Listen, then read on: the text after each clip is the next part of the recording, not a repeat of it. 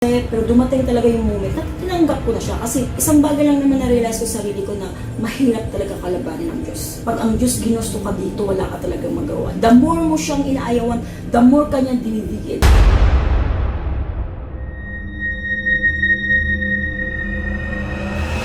Hello po mga ka-PTV, sa video na ito ay tatalakayin natin ng isang napakalaking pangitain na ikakagulantang ng lahat. Pero kung ikaw ay hindi pa nakasubscribe sa aking channel, baka naman.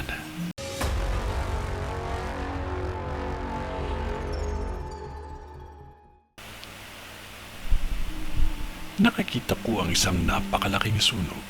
Sobrang malaking sunog ito na mahirap awatin.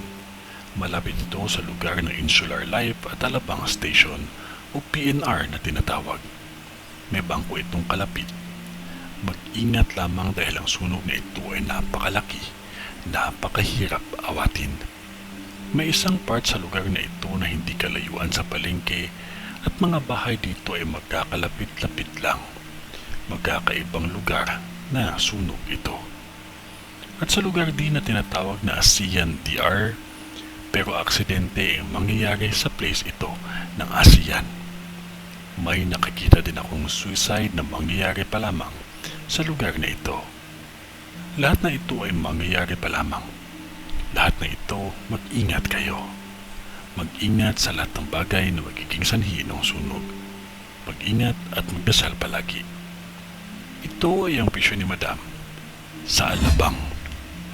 Kung ano man yun, wala pa rin makakatalo sa time team na panalangin natin sa Diyos, kaya magtiwala lamang po tayo sa Kanya kasi mahal niya po tayo. Sa ngalan ng Diyos Ama, ng Diyos Anak, at ng Diyos Espiritu Santo. Amen.